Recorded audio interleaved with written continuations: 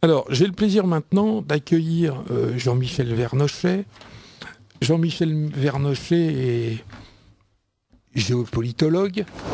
Il est docteur en sciences politiques. Il a écrit un certain nombre d'ouvrages consacrés, je dirais, à la question arabe, musulmane, enfin, dirons-nous, au Proche et au Moyen-Orient. Et il vient de sortir en septembre 2013, aux éditions Sigest, Les Égarés, le wahhabisme est-il un contre-islam ? Et il a accordé d'ailleurs à ce sujet un entretien à Rivarol dans le dernier numéro ou l'avant-dernier numéro. L'avant-dernier. Le premier numéro de septembre. Voilà. Mais vous avez également signé d'autres ouvrages. Oui, Printemps et automne arabe, de la révolution à la guerre, ou Europe chronique d'une mort annoncée, aux éditions de l'Infini, ou encore un texte important du géopolitique pur qui s'intitule Iran, la destruction nécessaire. Non pas que je veuille la destruction de l'Iran obligatoirement, mais je montre qu'elle s'inscrit dans une logique systémique à échelle mondiale, toujours dans le contexte de cette mondialisation qui vit aussi de sa propre vie en dehors des hommes. Quand on lâche des idées dans la nature, parfois elles font des parcours surprenants. Alors Jean-Michel Vernochet, je vous ai demandé de venir ce soir pour que nous conversions à peu près pendant 3/4 d'heure, 1 heure, parce qu'à la fin de l'émission, je recevrai Pierre-Marie, l'inventeur du piano sans solfège, comme cette année, en tant qu'acte de souvenir de notre cher ami et regretté Serge Beketch. Mais donc pour le moment, on va parler essentiellement des événements de Syrie, donc avec tout ce que ça peut impliquer autour, c'est-à-dire la puissance israélienne, les menaces qui reprennent vis-à-vis de l'Iran, la grande rentrée en politique internationale de la Russie, l'échec non pas des États-Unis mais de Barack Obama, et la pitoyable prestation de François Hollande, ainsi que de la presse française, puisqu'on a quand même quelque chose d'absolument extraordinaire. On a ce qu'on appelle le journal de référence, ce qu'on appelle Le Monde, qui est toujours le journal de référence, qui a appelé à bombarder la Syrie pour les punir de cette histoire de gaz sarin, de d'armes chimiques dont on va parler tout à l'heure, mais sur laquelle personne ne sait d'où ça a été tiré. Et vous avez même les Verts, qui théoriquement sont des pacifistes, qui appellent également à la guerre contre la Syrie. Donc on peut dire qu'on a toutes sortes d'éléments réunis, et j'espère qu'avec votre brio habituel, on va pouvoir synthétiser et apporter des informations un peu particulières, un peu méconnues aux auditeurs de Radio Courtoisie. Il y a de bonnes réponses que s'il y a de bonnes questions, et je sais que vous me poserez les bonnes questions. Comme il faut bien faire un peu d'autopromotion, je voudrais juste parler pendant 30 secondes du bulletin que j'anime qui s'appelle Fait Document. Et donc j'ai donné une information qui depuis a été reprise, en tout cas sur Internet, à un grand nombre d'endroits, dans le numéro qui vient de sortir. C'est la fameuse note théoriquement émanant de la DGSE sur l'utilisation des armes chimiques par l'armée syrienne, qui a été mise en ligne sur le site du ministère de la Défense. Et donc j'explique qu'en réalité, c'est une aimable plaisanterie, parce que elle est signée en réalité quand on va, parce que le problème des faussaires et des fauteurs de guerre, ce qu'on appelle les spin doctors, je suis désolé pour... je ne sais pas comment on peut le traduire en français, mais les inventeurs de guerre, les fauteurs de guerre, les menteurs professionnels. Vous avez un monsieur qui s'appelle Sacha Mandel, qui a signé son forfait, parce que quand on va, en tout cas quand on allait sur le site du ministère de la Défense, quand on enregistrait le document, quand on allait dans Propriété cachée, on avait le nom du signataire. Donc ils sont vraiment lamentables. Et donc il se trouve que c'est l'attaché de presse de Jean-Yves Le Drian qui signe donc son document, qui est donc absolument pas un document secret de la DGSE, mais qui est issu des élucubrations, parce qu'il suffit de le lire. Je vais pas... Il y a des éléments qui circulent sur Internet pour savoir quand même que la DGSE, qui est un grand service secret, a tendance quand même à mieux travailler et pas utiliser des racontards. Et il suffit de lire ce texte pour voir qu'il est absolument lamentable. C'est quand même un certain nombre de journalistes de défense sérieux ont noté. Et on voit apparaître un monsieur que personne ne connaît, mais qui joue, qui vient évidemment de l'agence Euro-RSCG, donc de Stéphane Fuchs, le monsieur qui assurait les prestations de communication de Dominique Strauss-Kahn, qui est également un personnage toujours les mêmes. Brillant. Le monde est petit. Et qui était directeur conseil au sein du pôle influence de cette agence, et qui en 2012 s'est mis au service de Jean-Yves Le Drian au cours de la campagne présidentielle, et qui est donc devenu son unique conseiller pour la communication et les relations avec la presse. Et il faut savoir que la communication de la défense est entièrement verrouillée par ce monsieur, qui est devenu, je cite, alors c'est pas compliqué, je cite Le Point, lequel, parlant de ce monsieur, est le point d'accès unique aux collaborateurs civils ou militaires des ministres auquel l'accès direct a été coupé. Donc vous en verrez plus dans ma lettre, mais c'est ce monsieur qui a réalisé ce qui nous est présenté comme un rapport des services secrets. Alors c'est tout à fait emblématique. Et on a l'exemple, vous allez nous en parler, aux États-Unis, en Israël, c'est totalement etc. emblématique. On voit que d'un côté il y a des techniciens et les notes de ce type, les notes de synthèse sont des notes qui se placent toujours d'un point de vue de la rigueur que j'oserais qualifier presque de scientifique dans le domaine de l'hypothèse. On émet des hypothèses que l'on étaye, que l'on documente, mais il n'y a jamais de conclusion. Là, le document qui nous a été présenté était estampillé à chaque page ministère de la Défense pour faire plus vrai. Confidentiel défense. C'est d'un ridicule achevé. Je citerai juste un précédent pour dire à quel point il y a une distance phénoménale, il y a une distinction à faire entre les techniciens qui sont les militaires, qui sont des gens sérieux, qui souvent d'ailleurs conseillent de ne pas, même la plupart du temps, de ne pas faire la guerre, et puis les politiques qui sont des idéologues, et qui eux poursuivent des buts qui ne tiennent absolument pas compte de l'intérêt des peuples, des nations, des équilibres internationaux, etc.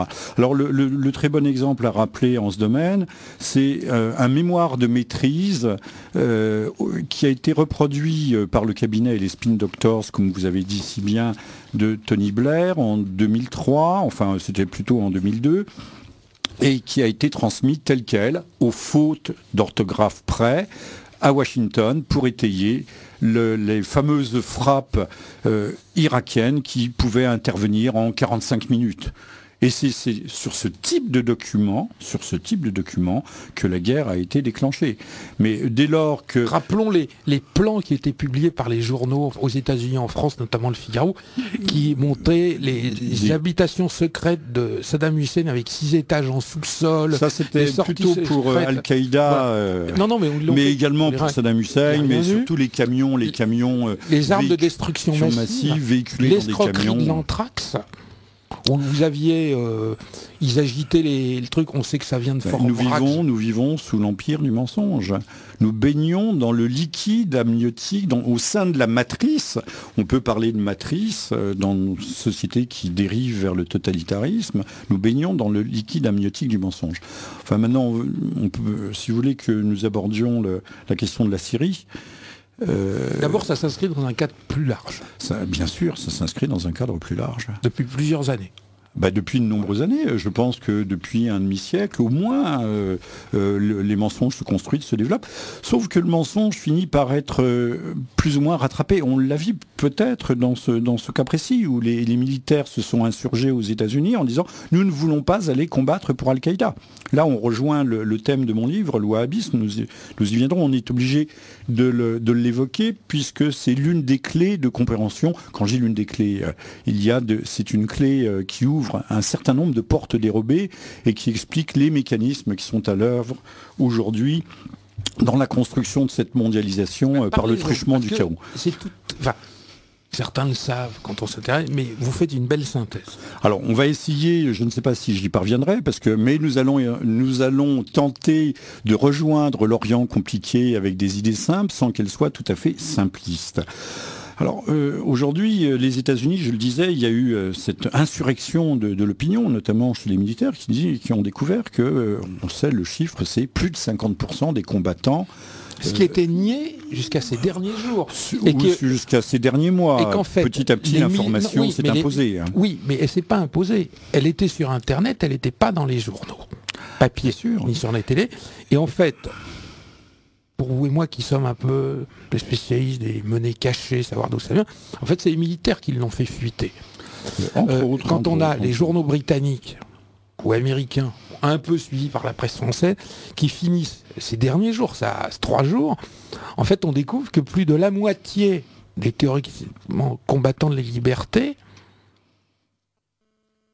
en Syrie, la fameuse ASL, etc., en fait sont des terroristes purs et simples, importés d'ailleurs. On nous a vendu pendant 2 ans et demi à propos de la Syrie une guerre civile.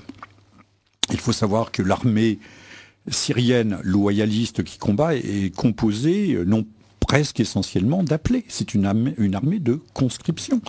Or, si c'est une armée de conscription, on ne voit pas pourquoi ils combattraient alors que cette armée est majoritairement sunnite, même si les corps d'élite sont alaouites, c'est-à-dire de l'ethnie qui aujourd'hui tient les rênes du pouvoir en Syrie. On voit pas tout ça, il y a des contradictions majeures qui sautent aux yeux de tous ceux qui s'intéressent de près ou de loin à la chose. Je voudrais revenir juste une fraction de seconde sur la question du mensonge. Jusqu'en 2003, on pouvait déclencher des guerres sur des mensonges gigantesques qui étaient connus. La France, depuis 1998, savait qu'il n'y avait aucune arme de destruction massive. Les réserves chimiques avaient été détruites en Irak et le nucléaire était complètement hors jeu. Mais depuis 1998, et on voit sous la plume de grands journalistes ou de grands hommes politiques que on était arrivé vaguement à cette conclusion en 2003. Pas du tout. Ça faisait 5 ans que l'on savait. J'affirme, c'est une affirmation de ma part. De toute façon, l'Irak était sous embargo depuis 10 ans au moins, 13 ans, et on ne pouvait 2003, même pas. Ça faisait 13 ans. Et on ne pouvait même pas. L'embargo a commencé en août 1990. Il faut quand même rappeler ce que c'est que cet embargo. On peut peut-être le dire parce qu'on s'est même rencontrés là-bas.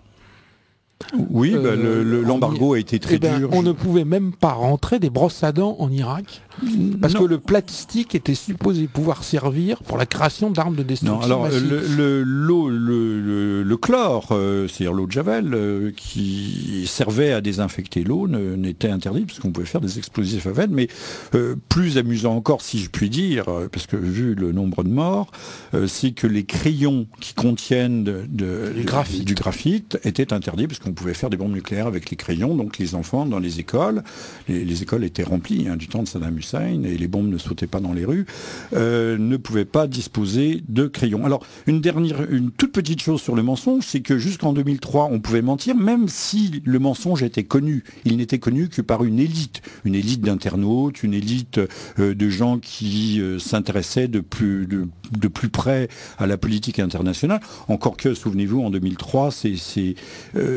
manifestations gigantesques qui ont parcouru toute la planète. C'est la première fois qu'on avait un mouvement aussi global, et à Paris, on pouvait voir des trotskistes, des communistes, mais avec des bourgeois du 16e ou de Neuilly. C'était tout à fait étonnant, toute classe sociale confondue, on l'a oublié.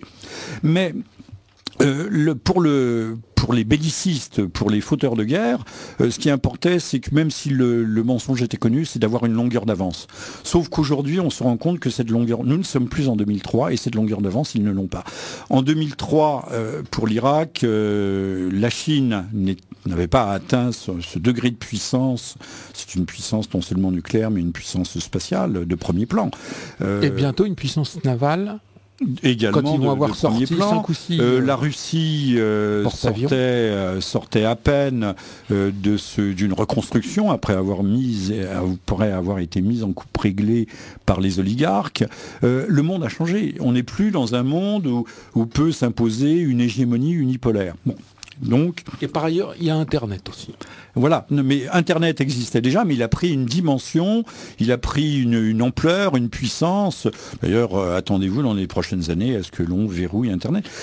Si on regarde bien, d'ailleurs, la France est assez mal lotie. Mal lotie par sa presse, beaucoup plus mal lotie que ses voisins anglais et allemands. Les journalistes, chez nous, sont vraiment des représentants des médias menteurs. Mais Nathalie Nougueret, directrice du Monde, qui appelle à bombarder la Syrie, je veux bien que ne disposant d'aucun élément Et en plus, est-ce que c'est le rôle d'un journal de signer Non, on peut avoir la directrice d'un grand journal de signer l'éditorial en disant il faut bombarder la Syrie. La presse d'opinion existe et elle doit exister, mais la presse d'opinion, c'est pas de la propagande. Surtout, ça ne doit pas être de la propagande de guerre. Donc, nous ne sommes plus dans le même monde qu'en 2003. Et M. Hollande, M. Fabius viennent de la prendre à leur dépens, ce qui n'empêche pas M. Fabius de continuer à mentir tous les jours et aujourd'hui encore comme un arracheur de dents. D'ailleurs, de façon assez dangereuse, puisqu'il a dit que sur les débris des engins qui avaient été trouvés, on avait trouvé des écritures cyrilliques. Autant dire qu'il désignait directement la Russie comme responsable. En oubliant de dire que les obus qui ont sans doute, peut-être, certainement été utilisé à la Ghouta de Damas, avait été prélevé dans les arsenaux de Kadhafi. Or, qui combattait là-bas, qui a ouvert les arsenaux? Ce sont les forces spéciales qataries qui, aujourd'hui, combattent ou encadrent les mercenaires djihadistes qui sont en Syrie. Et là aussi, le trompe-l'œil, le faux-semblant, le mensonge sur cette guerre civile est en train de s'effondrer. Mais les Français regardent malgré tout TF1, Antenne 2, FR3 et n'ont que des échos très, très étouffés de ce que peut être la réalité de terrain. Parce que ce qui est stupéfiant, c'est quand on prend Internet avec les publications étrangères, bon je dirais en anglais pour simplifier, on peut quand même parfaitement, quand on cherche un peu, il y a quand même de nombreux sites, on peut commencer quand même à être informé. Et je ne parle même pas de... Mais il faut avoir du temps, il faut faire un effort personnel aussi. L'utilisation ou la non-utilisation... Il faut être soit très jeune, soit retraité. L'utilisation ou la non-utilisation par l'armée syrienne ou par la question qui a utilisé les armes chimiques, mais sur la manière dont les médias français présentent la défaite de la diplomatie française, elle est présentée comme une victoire. Et Laurent Fabius prétend avoir remporté une grande victoire contre la Syrie, alors que c'est un échec total. Il faut quand même rappeler, enfin vous allez l'expliquer, que la Syrie devait être frappée le 30 août par l'armée, par les missiles américains, que Vladimir Poutine les a fait reculer,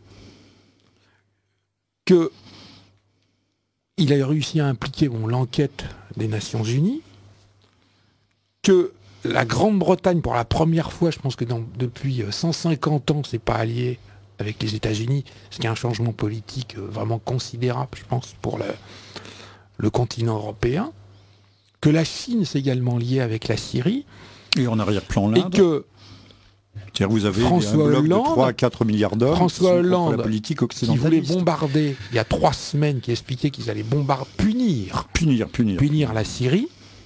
Aujourd'hui, il vous explique que c'est une victoire, qu'il y a une négociation aux Nations Unies. Emmanuel Ratier, je vais vous demander quand même avec moi, non pas une minute de silence, mais de manifester votre splendide admiration pour cette presse et ces contorsions qui sont capables de vous transformer des défaites effrayantes.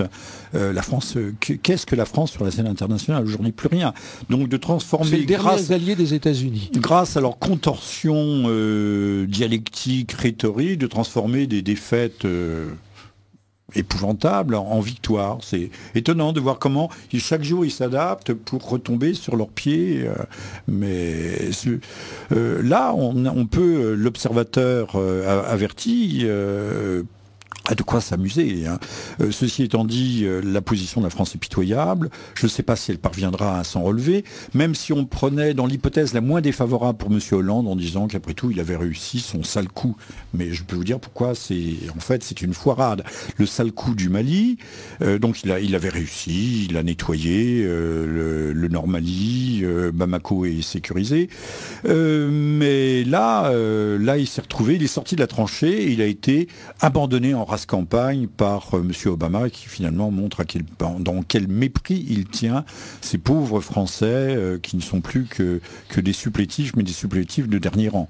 Il faut aussi rappeler, j'avais oublié en introduction, que Barack Obama a reporté le vote du Congrès des États-Unis. C'est-à-dire que c'est un échec total pour lui. Le vote, et il est démonétisé totalement aux États-Unis. Le vote, vous le savez comme moi, aurait été, la Chambre des représentants était massive, c'est-à-dire les députés, non pas les sénateurs, puisque le Congrès, c'est Chambre de représentants plus Sénat, auraient été massivement contre. Et il ne faut pas, alors c'est là aussi, il faut rappeler que c'est pas les bons démocrates ou les méchants, dans l'occurrence ça aurait été les méchants démocrates pour la guerre contre les bons républicains. Non, il y a des va-t-en-guerre dans les deux camps, démocrates ou républicains.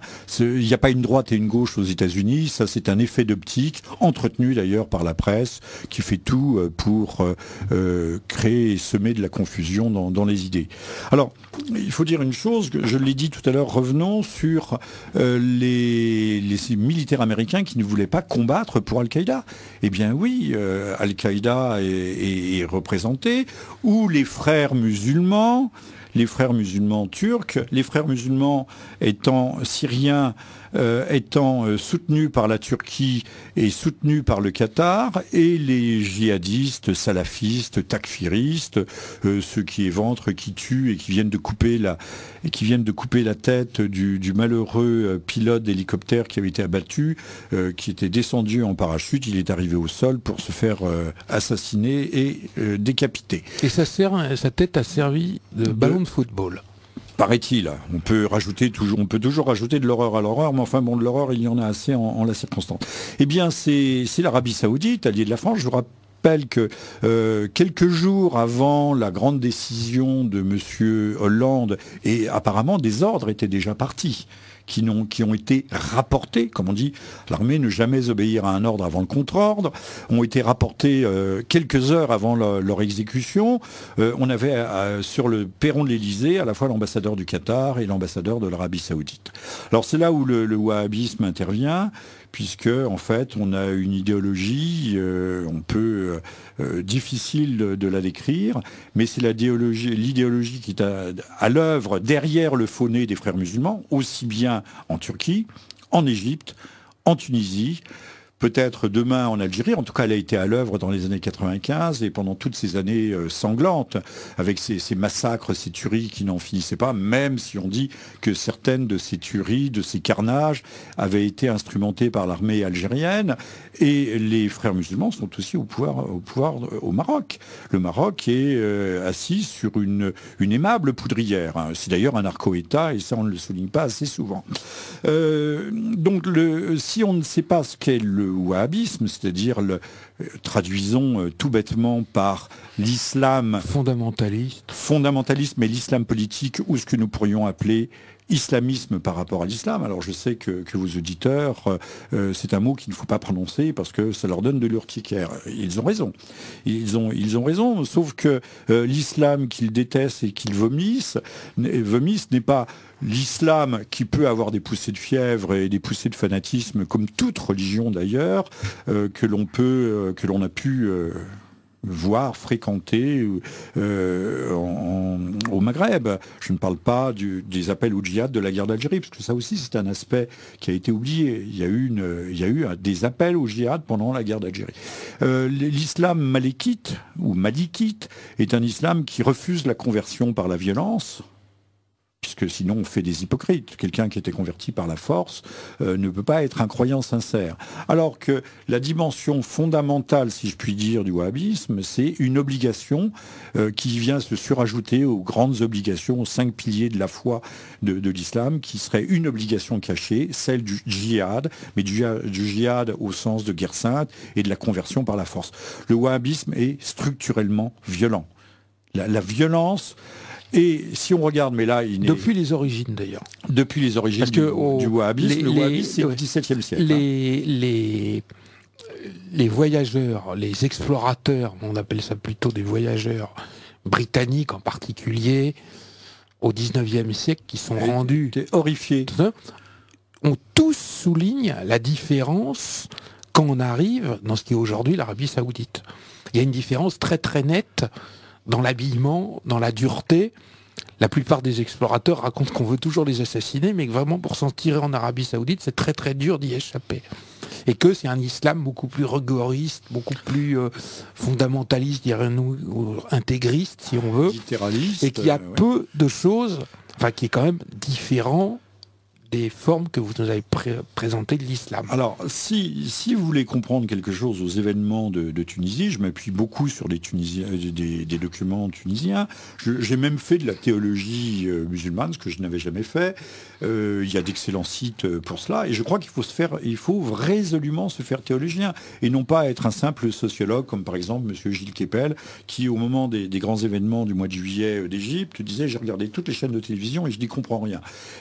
S'il allait sur les sites tunisiens, politiques, modernistes, on peut penser à cet intellectuel qui a été assassiné justement par des salafistes, Chokri Belaïd, un salafiste qui est né dans le 19e arrondissement de Paris, qui a tué récemment un autre intellectuel, donc moi je dirais qu'il est ressortissant français. En fait, il a la nationalité française. On sait que c'est lui, puisqu'on a son arme, etc. On sait que c'est lui.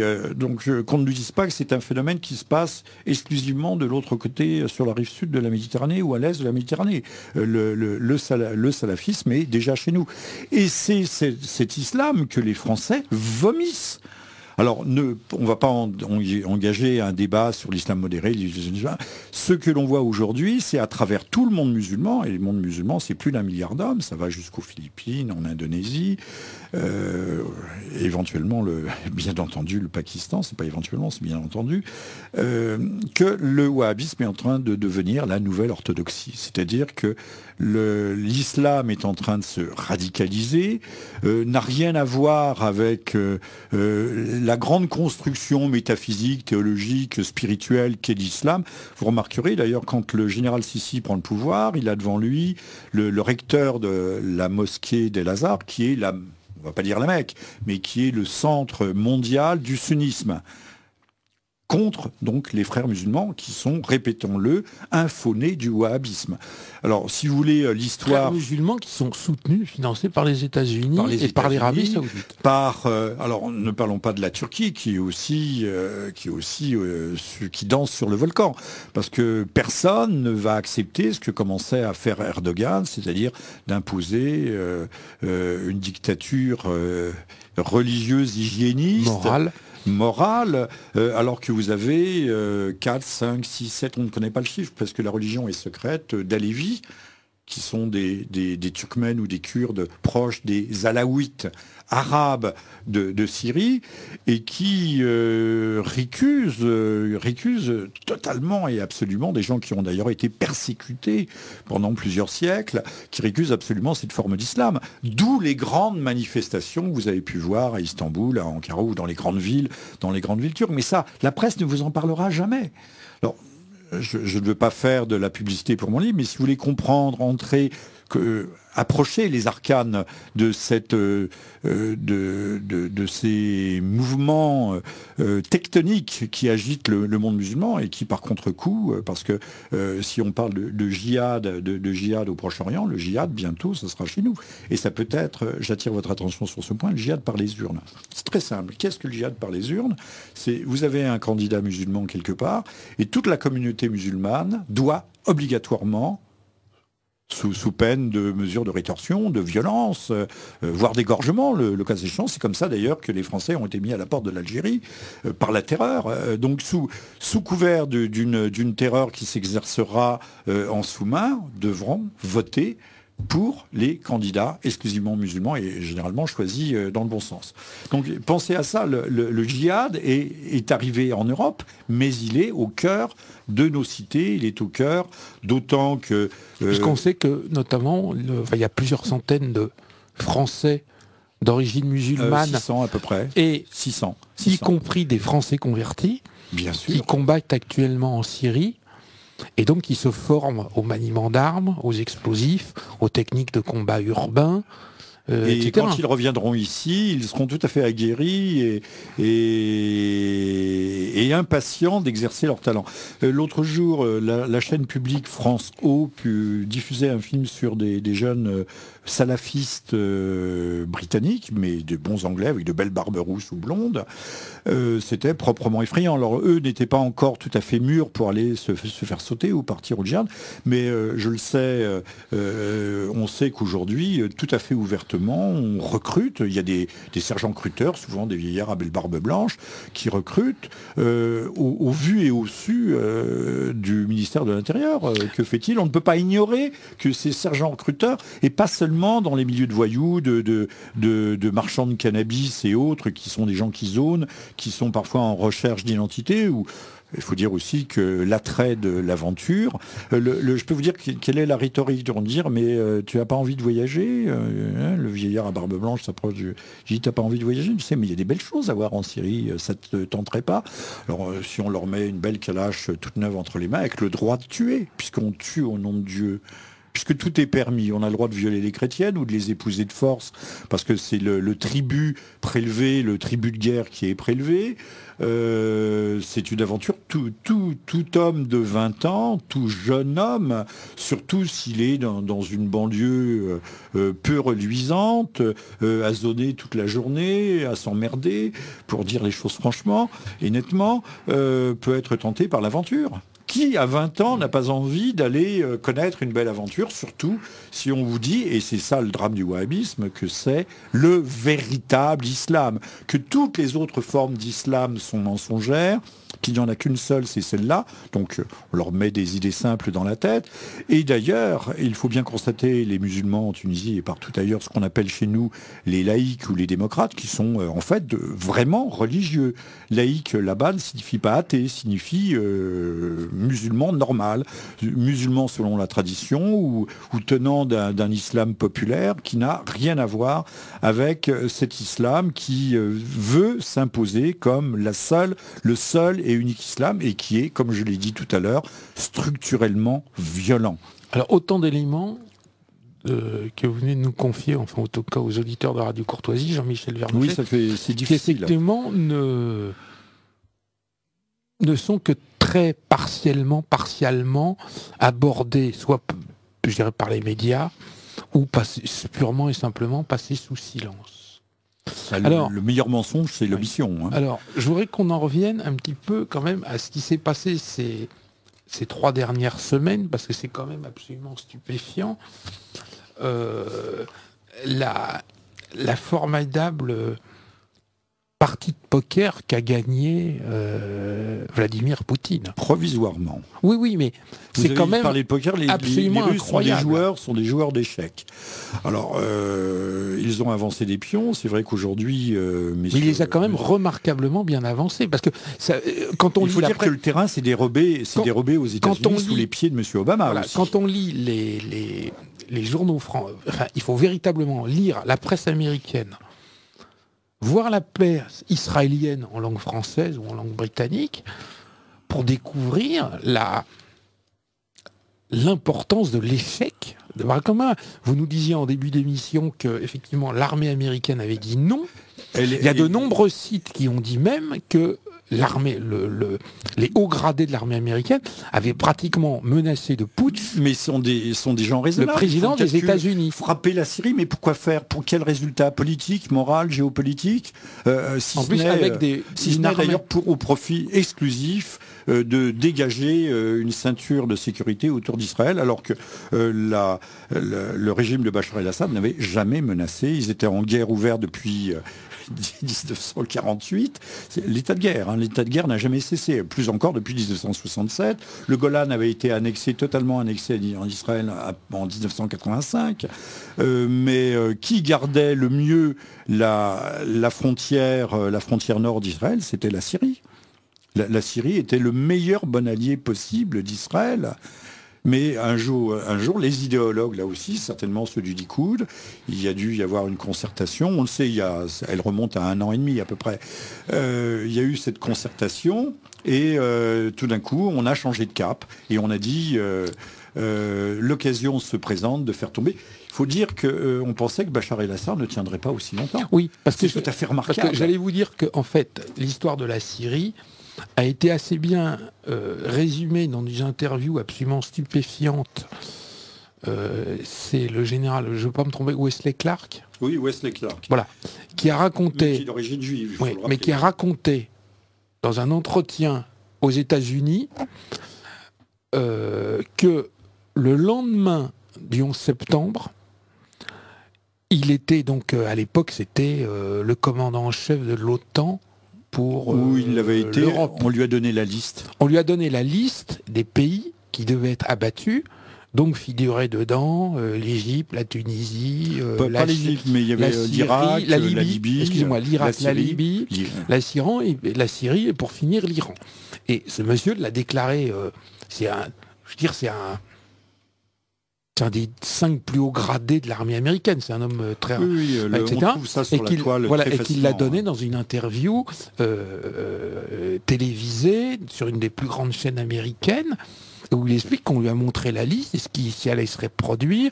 C'était à l'époque, c'était toutes les équipes Brzezinski et consorts trilatérales, néocons américains, qui ont dit mais on va d'abord faire tomber l'Irak et puis après on va faire terrer. Après ce sera la Syrie et on terminera par l'Iran. Et quand on montre ça aux gens, quand on le dit, on est on peut le dire, vous et moi, Jean-Michel, des complotistes. Oui, des conspirationnistes forcenés, bien conspirationnistes, sûr. Mais quand nous servons de notre cervelle, les gens des gens dangereux, les gens ne rient plus quand on leur montre le film. Et que pensez-vous de ce qui a été dit? J'ai un peu de mal, vous avez plus de sources que moi, de l'intervention qui aurait été faite par l'Arabie Saoudite auprès de la Russie. Alors, en leur disant qu'il leur ouvrait les portes du pétrole, qu'il leur ouvrait des ports, et que, par ailleurs, s'ils intervenaient pour soutenir la Syrie... Alors, cher Manu, vous me laissez raconter l'histoire. Voilà, voilà. Je ne dis pas que je le ferai mieux que vous, mais c'est vrai qu'elle est plus présente dans mon esprit. Alors, d'abord, tout de suite, un chiffre à rappeler. Obama, le sol, j'ai dit, c'est dérobé sous ses pieds, puisqu'il n'avait que 9% d'opinion favorable pour une entrée en guerre, pour un engagement armé. Les Russes, eux aussi, d'une certaine façon, avaient le dos au mur. Parce qu'ils savent que si la Syrie tombe, demain, ça sera peut-être l'Iran, mais dans une grande stratégie qui évite les confrontations directes, la Syrie apparaissait comme une proie, non pas facile, mais plus digestible, on dira, que l'Iran. Je pense que la grande stratégie américaine consisterait aujourd'hui à contourner l'Iran par le Caucase. Et c'est là où nous en venons à la conférence qui a réuni à Moscou le prince Bandar, qui est le patron des services de renseignement saoudiens, et Vladimir Poutine. Et donc, sachant que ce qui a été les deux guerres en Tchétchénie et ce qui est le terrorisme tchétchène et autres, il n'y a pas que le terrorisme caucasien, les Russes sont aujourd'hui extrêmement prudents. Alors, le prince Bandar est arrivé non pas la fleur au fusil, mais la fleur à la bouche, pour voir Poutine, et il lui a tenu textuellement, enfin, je n'y étais pas, je n'ai pas tenu le chandelier, si vous nous abandonnez Bachar el-Assad, donc le régime baassiste, c'est-à-dire laïque, national, arabe et syrien, si vous nous abandonnez Bachar, nous vous garantissons votre port, vos facilités portuaires sur la Méditerranée, le seul débouché que possèdent les Russes aujourd'hui. Rappelez, les Russes ont une base navale en Méditerranée qui est en Syrie. Tartous. Rien d'autre. Ils veulent absolument avoir une base en Méditerranée. De l'attaquer, d'ailleurs, à 100 km de l'attaquer, et donc du pays à la ouest. On négociera la part de gaz ou d'hydrocarbures, pétrole pour la Syrie, mais également gaz, puisqu'il y a une énorme une poche gigantesque en mer Égée, mais qui descend jusqu'au golfe d'Égypte, je sais pas, oui, le golfe d'Égypte, et qui se partage entre les Chypriotes, Israël. Vous comprenez pourquoi de temps en temps il y a des guerres au Liban et pourquoi aussi, tôt ou tard, Gaza sera de nouveau réoccupée, puisque cette poche est face à Gaza également. Donc on vous garantit tout cela.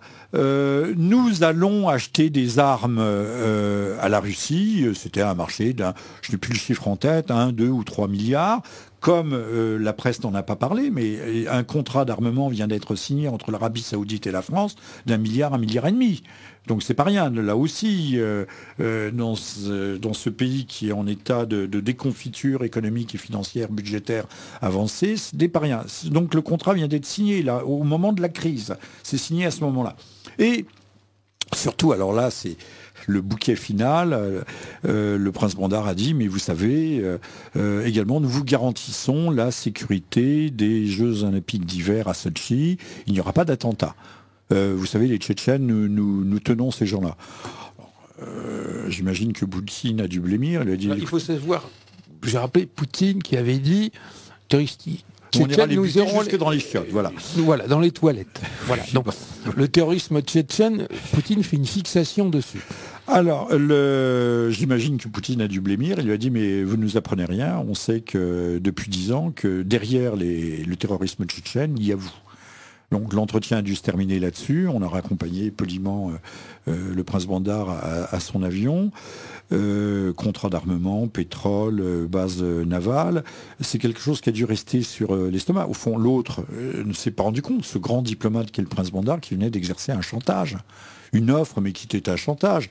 Il pensait que Poutine allait se Poutine a peut-être beaucoup de défauts, c'est au demeurant un patriote.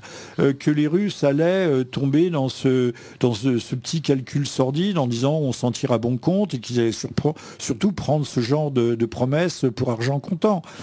Il aurait même été question, c'est pour ça que je vous demandais, Poutine en fait aurait dit que dès les premières salves envoyées sur la Syrie, absolument, il bombarderait l'Arabie Saoudite. Vous avez parfaitement raison.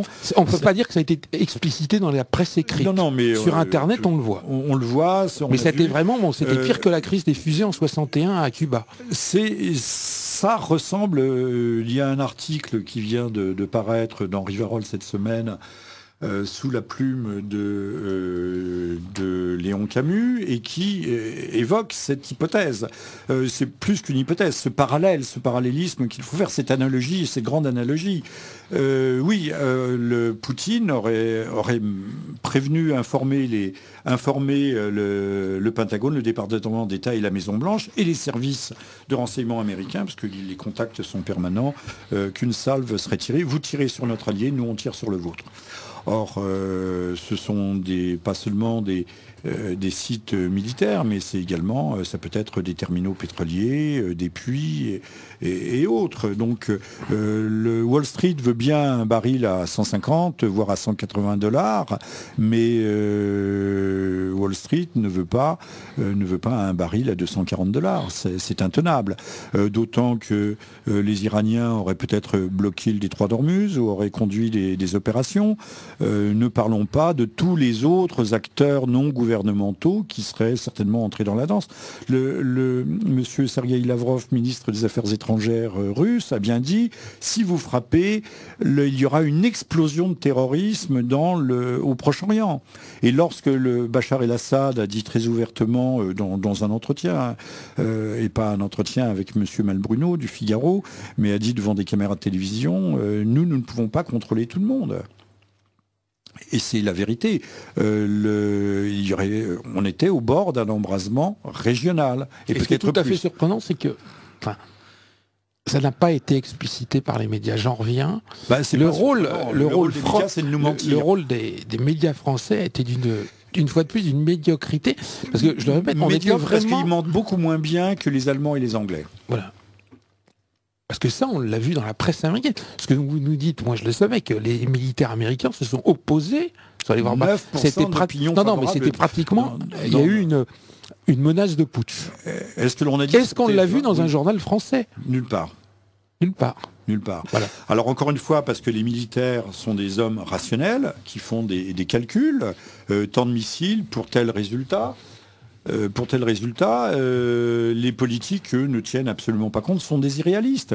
Comme on voit bien, comme les frères musulmans se sont fait botter le cul parce qu'ils conduisaient une politique idéologique. Ce sont des idéologues qui développent cet islam politique, qui s'intéressent qui s'intéresse au profit ou dont le seul intérêt, c'est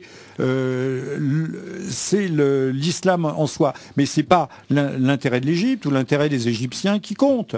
Hein, et puis également leur intérêt personnel et leur soif de pouvoir. Les Égyptiens l'ont compris au bout d'un an, les Français n'ont pas compris à qui ils avaient affaire avec l'Élyséen au bout d'une période identique. On devrait prendre peut-être des exemples, enfin je ne devrais pas dire ça, mais c'est vrai que nous avons aujourd'hui en France une secte d'idéologues qui gouvernent pour des intérêts idéologiques, on l'a bien vu récemment dans ces grandes transformations, voire bouleversements sociétaux qui affectent la face du monde. Alors pour celle vous, de la famille.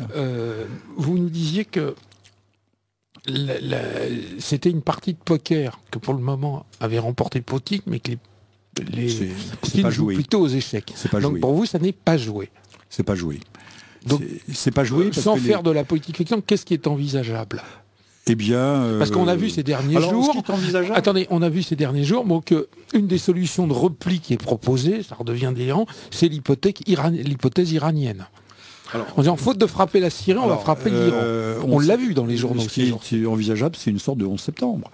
Alors là, c'est de la pure spéculation, mais une provocation majeure. L'affaire de la Ghouta était une provocation majeure. Si vous allez sur le site du réseau Voltaire, auquel je ne suis pas abonné, mais vous avez pu regarder, et ça, tout le monde peut le constater. Regardez les vidéos, vous verrez qu'il n'y a que des préadolescents, quelques hommes adultes, il n'y a pas de femmes, il n'y a pas de petites filles, et d'après le réseau Voltaire, qui est d'ailleurs intervenu en la personne de Thierry Messant, encore une fois, je ne partage pas, et de loin, ces analyses, toujours et partout, mais qui est intervenu sur le TF1 local à Moscou, et il est clair que... Enfin, il est clair. Ce n'est pas prouvé, mais la question se pose de savoir si les enfants qu'on a vus gazés à la Ghouta pouvaient ne pas être, le cas échéant, des enfants qui étaient enlevés dans les zones alaouites 3 semaines auparavant, donc à 300 km de là,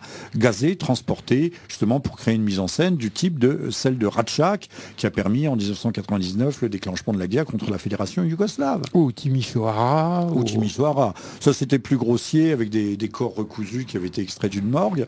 Le Ratchak, c'était plus subtil, mais enfin bon, on a une multitude de rapports montrant que, on parlait au début de cette émission de rapports biaisés, de rapports caviardés, de rapports truqués, manipulés, eh bien à Ratchak, les rapports, puisque les douilles qui étaient sur le sol ne correspondaient pas au calibre aux balles qui avaient été trouvées dans le corps des victimes.